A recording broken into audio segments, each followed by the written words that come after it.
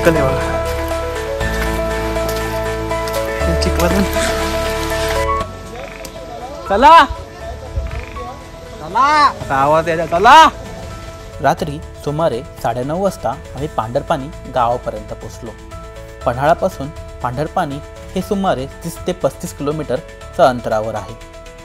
पण पांढरपाणी पर्यंत पोचण्याच्या आधी माझ्यासोबत झाला एक मोठा घात.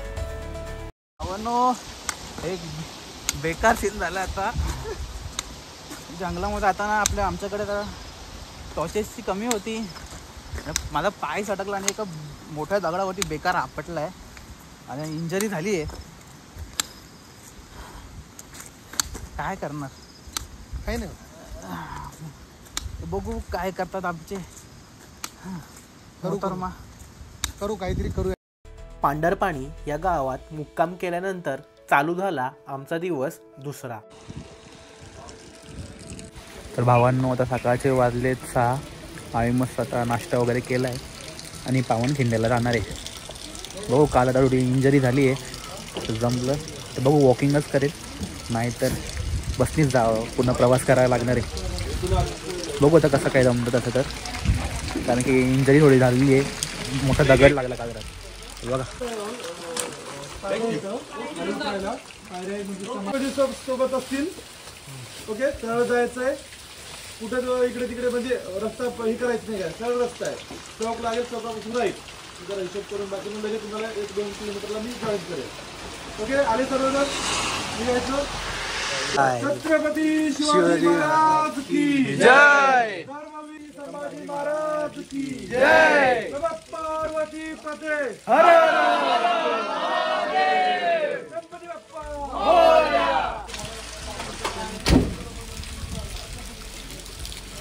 छत्रपती शिवाजी महाराज की जय. अशा प्रकारे काय आमची सर्व पोरं चालली आहेत. पण मला थांबायला लागतं इंजरीमुळे. बसने जाणार आहे पावनखिंड आणि विशाळगडला. बघू तिकडे एक्सप्लोर करू. जास्त टाईम तिकडे हे करू. तिकडे काही सीन्स भेटतील आपल्याला. तिकडे जास्त वेळ आपण टाईम स्पेंड करू. बघू चला. पांढरपाणीपासून पावनखिंड 4.800 म्हणजे 5 किलोमीटरच्या अंतरावर आहे आणि पावनखिंडपासून विशाळगड हे 15 किलोमीटरच्या अंतरावर आहे.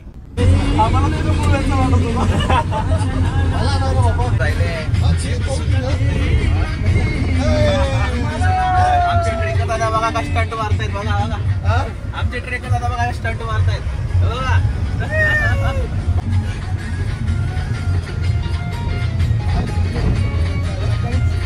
लवकरच पावनखिंड येते. आपण इकडे उतरू आणि एक्सप्लोर करू. पावनखिंडच्या प्रवेशद्वारात आपल्याला एक शौर्यस्तंभ दिसतं. हे स्मारक वीर बाजीप्रभू देशपांडे व इतर मावळ्यांच्या बलिदानाच्या स्मृतीसाठी उभारण्यात आले आहे. मध्यभागी असलेले उंच दगडी स्तंभ शौर्य व बलिदानाचे प्रतीक मानला जातो. फक्त धुकच आहेत. बघू राहिले तुम्ही सगळे नुसते धुकच आहेत. आता आपले बाकीचे टीममेट्स आहेत ते येत आहेत पाठून. तर त्यांच्यासाठी आपण थांबलेलो आहे आणि मग जाऊ खालच्या साईडला जाऊ आणि बघू मग कसा काय खरं करचा पावनखिंड. आज कोण आलेलं नाही आहे तर चांगला दिवस आहे. एकदम आरामात नीट एक्सप्लोअर करायला भेटेल आपल्याला. चला बघूया. नुसती हवा चालली आहे. हे बघा नुसतं धुक्क आहे. लांबपर्यंत काही. आणि भावांनो म्हणजे एक्सपिरियन्स केलं की इथे जी गावं आहेत त्या गावांमध्ये म्हणजे लोकच नाही आहेत. लोक सगळी मुंबईला गेली आहेत. याचं खूप वाईट वाटतं की बाबा एवढं म्हणजे जी महाराजांच्या पावलांनी पावन झालेली जी भूमी आहे इथं कमीच लोक राहतात आणि सगळे मुंबईला जॉबसाठी गेलेले आहेत. तिकडं आता म्हणजे बिझनेस पण हा आता सीझन आहे. ट्रेकर्स येतात इथे ट्रेक करायला, रेंज ट्रेक करायला येतात. हा जे आहे इकडच्या लोकांचा म्हणजे कमवण्याचा हा सीझन आहे. आणि इकडे पण जास्त लोक तुम्हाला दिसणार पण नाही गावामध्ये. फक्त जे थोडे वयस्कर लोक जे असतात जे रिटायर झालेले आहेत तेच लोक तुम्हाला इथे दिसतील गावांमध्ये. बाकी म्हणजे यंग लोक तर नाहीच आहेत. जय जय शिवाजी. चला पोरं आली.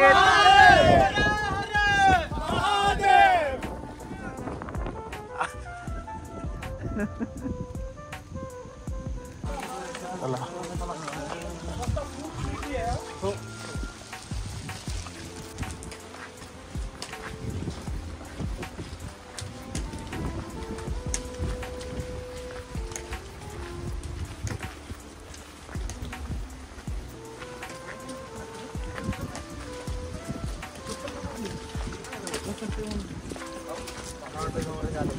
नुसती धुकं आहेत आणि हवा आहे खाली वाटतं ना.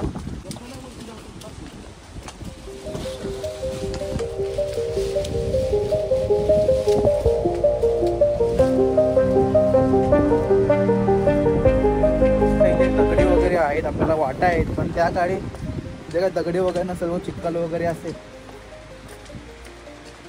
तर तुम्ही इकडं हेच बघू शकाल की मावळ्यांनी त्यांना कसं अडवलं असेल गनिमांना. इकडं आपल्याला तरी वाटा वगैरे चालायला त्या काळी तर हे सगळं काहीच नसेल. तर कशा किती शौर्य आणि पराक्रम गाजवलं असेल आपल्या मावळ्यांनी ते दिसून येतं इकडूनच. आता आपण पोचतोय खाली, ऑलमोस्ट पोचायला आलो आहे आणि सकाळचा वेळ आहे, कोणीच नाही आहे, फक्त आमचाच ग्रुप आहे. कारण आम्ही लगेच पावनखिंडला दर्शन करू, त्याच्यानंतर लगेच आपल्याला विशाळगडला जायचं आहे. विशाळगड पण एक्सप्लोअर करून घेऊ, कारण की विशाळगडला लगेच तुम्हाला तुम्ही अर्धा एक तासामध्ये होत नाही, त्याला प्रॉपर 4-5 तास लागतात. एवढा मोठा विशाळगड, नावाचं त्याच्या विशाल आहे, त्याच्या हिशोबाने समजा विशाळगड. चला जाऊ. साईडला असे मेसेजेस लिहिलेले आहेत जे बाजींनी महाराजांसाठी बोललेले आहेत. आधी मेसेज होता की महाराज तुम्ही विशाळगडी पोचलात. आपण आता चपला काढू आणि खाली जाऊ.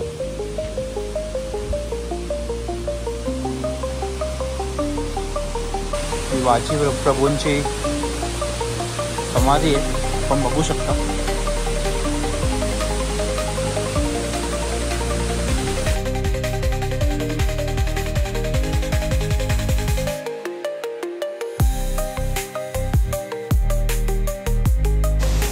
चला मित्रांनो, क्षण आलेला आहे ज्याच्यासाठी आपण कालचा पूर्ण दिवस ट्रेक केला आहे.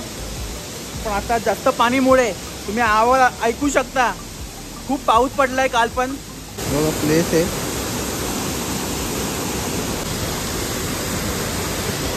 पाणी बघा, पाण्याचा फ्लो बघा, पाण्याचा फ्लो बघा किती आहे, भरपूर पाण्याचा फ्लो आहे.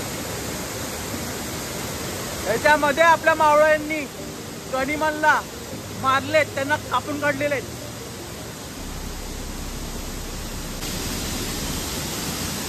आणि आपले मावळे यांनी इकडेच गनिमांना अडवून ठेवले होते. आणि तेव्हा महाराज विशाळगडला पोहोचले.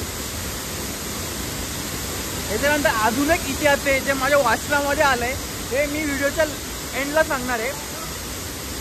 तर आपण आता खाली जाऊया. भावांनो, इथे हा जो पुरा धबधबा आहे, इकडे पिंड पण आहे, पिंड दाखवतो तुम्हाला.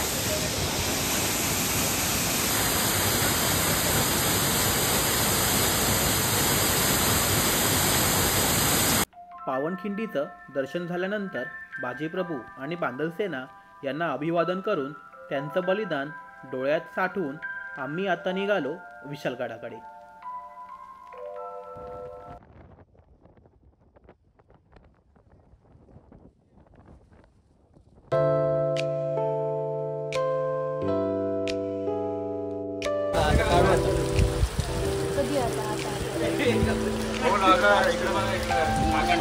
काय मारामारी करतात तिकडे, काय चालू आहे तुमचं? मारामारी करतायत. लाईव्ह बिग बॉस चालू आहे इथे, लाईव्ह बिग बॉस. चला आता जाऊया. आता आपण आलोय विशाळगडाच्या पायथ्याशी. विशाळगडचं ऊस म्हणजे खेळणा जो बोलतो आपण, विशाळगडचं हे शिवकालीन जाण्याचा राजमार्ग आहे, तो आता बंद आहे. तर आपण दुसऱ्या मार्गाने जाणार आहेत. चला आता मग भेटूया डायरेक्ट विशाळगडावरती.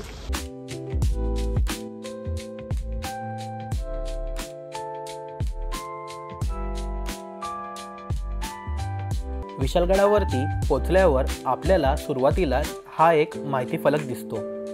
यात गडाची संपूर्ण रूपरेषा, इतिहास आणि महत्त्वाच्या वस्तूंची माहिती दिली आहे.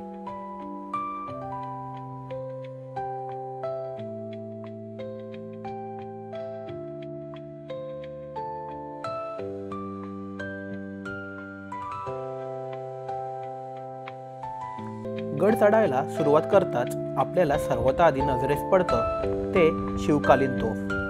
या तोफा म्हणजेच त्या काळाच्या लढायांची साक्षीदार आहेत. आता आपण ही तोफ बघितलेली आहे. आता आपण त्या भगवा ध्वजाकडे चाललोय. समोर बघा भगवा ध्वज. या दरवाजाचं नाव काय आयडिया काय बघा नाव नाही माहिती आम्हाला. घेऊन आणले दिस इज व्हेरी रॉंग. चला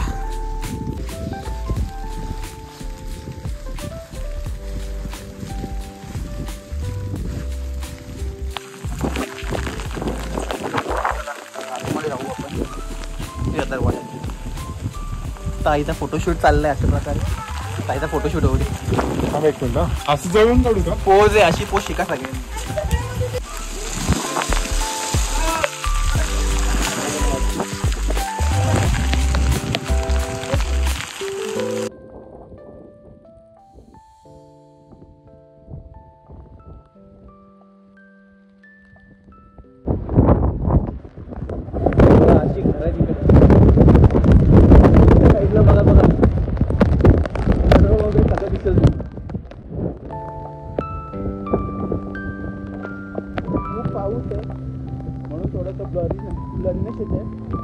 गड चढून आम्ही जेव्हा विशालगडाच्या वस्ती भागात आलो तेव्हा तिथली पडलेली घरं, भग्नावशेष आणि ओसाड गल्ली पाहून मन खरंच हळवं झालं.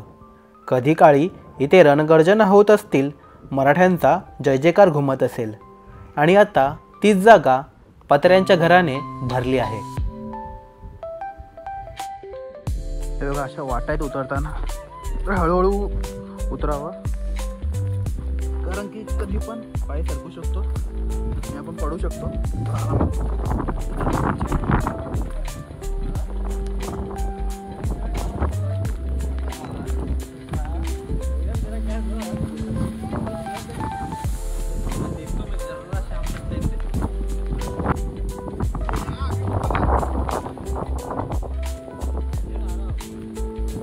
बघा तो आता आपल्याला जो ब्रिज याच्याकडून आपण आलोय थोडंसं कमी झालं आणि हा रस्ता आहे उतरायला.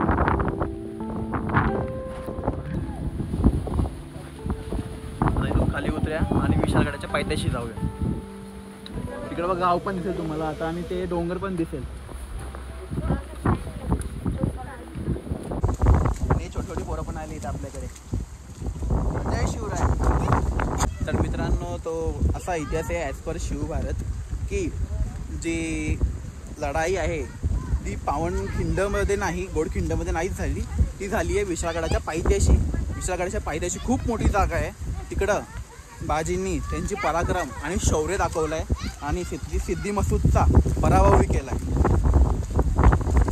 आणि महाराज तेव्हा विशाळगडला उपस्थित होते. असा हा तो इतिहास आहे. आणि चेदा शिकवली झाली आणि सभासद वकर झालं आणि शिवभारत झालं. हे सगळ्यात तिघी जे कंटेम्पररी सोर्सेस आहेत तिकडे आपण महाराजांचा इतिहास समजतो.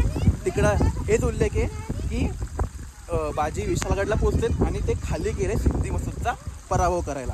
असा हा तो इतिहास आहे की जो रेअरली लोकांना माहिती. मित्रांनो आता आम्ही विशाळगडचे 2-3 स्पॉट्स फिरलेत. आता तात्पुरती बाकी विशाळगडना बंद आहे म्हणून आम्ही 2-3 स्पॉट्स फिरून आलो आहे. तर आता आमच्या उतरण्याची वेळ झालेली आहे. विशाळगडात आम्ही खाली उतरतो आहे. घरी जाण्याची वेळ आलेली आहे. पण मित्रांनो विशाळगड आम्ही बघितलं. फक्त एवढी एक खंत वाटते की कशी घरं आहेत, जे पत्र्याची घरं आहेत. महाराजांचे पाय ज्या गडाला लागलेले आहेत, जिकडे महाराज येऊन राहिलेत, बाजींनी जिकडं पराक्रम केलं आहे, महाराजांना सुखरूप विशाळगडी पोचवलेत, ते गड कसं असलं पाहिजे. शासनाला रिक्वेस्ट आहे की हे गड किल्ले आहेत प्लीज त्याला राखा. कारण की आत्तापासूनची जे नेक्स्ट जनरेशन आहे, दुसरी पिढी आहे, त्यांना माहिती पण नसणार की बाबा आपले पूर्वज कसे होते, त्यांनी काय काय पराक्रम केले, त्यांचे शौर्य काय होते, हे सगळं प्रत्येक गड किल्ला हे मावळ्यांच्या शौर्याची आणि पराक्रमाची गाथा सांगतो. म्हणून सगळे गड किल्ले आपण राखून ठेवले पाहिजे. हेच आमची गव्हर्नमेंटला रिक्वेस्ट आहे, गड किल्ले नीट ठेवा आणि चांगल्यापणे ठेवा. तर आपण हे सगळं आपण आता विशाळगडचे 2-3 स्पॉट्स बघितले. तर आता आम्ही खाली उतरतोय.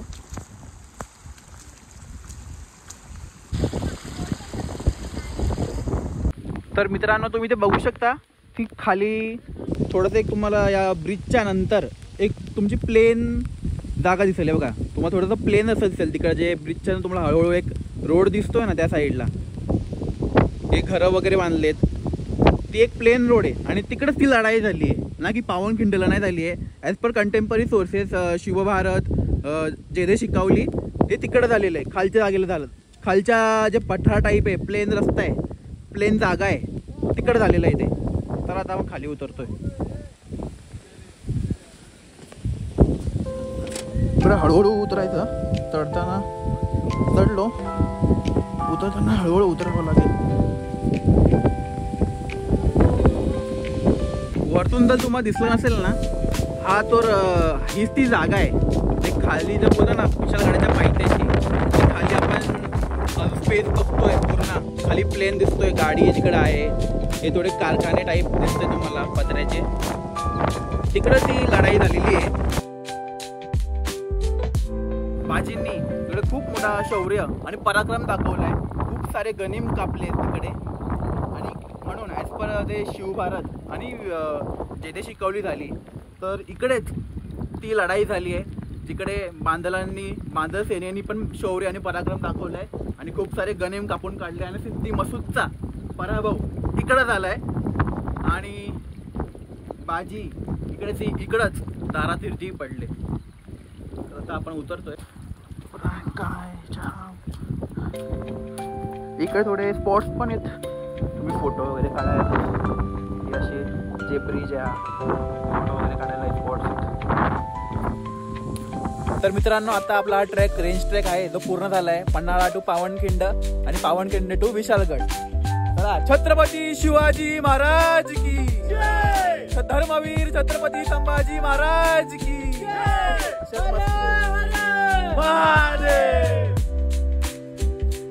चला मग भेटू आपण नंतर अशाच कुठेतरी दुसऱ्या ट्रेक आणि ब्लॉग मध्ये.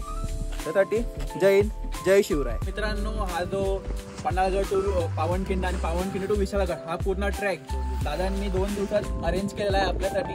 तर असेच ट्रेक तुम्हाला करायचे असेल तर यांना कॉन्टॅक्ट करा आणि पुढची माहिती दादा देतीलच तुम्हाला. जय शिवराय. माझे नाव किरण केंद्रे, ट्रॅव्हल इंडियाचा ओनर अँड फाउंडर. तर आपले सह्याद्रीमध्ये घाटवाटा, गड किल्ले आणि रेंज ट्रेक आपण ऑर्गनाईज करतो. जर तुम्हाला यांच्यासारखा जर अनुभव घ्यायचा असेल तर आपल्या पेजला फॉलो करा, फॉलो करून आपल्याला कॉन्टॅक्ट करा. तर आपण तुमच्यासाठी कस्टमाइज ट्रेक पण ऑर्गनाईज करू आणि आपले दर विकेंडला इव्हेंट पण असतात. जय शिवराय.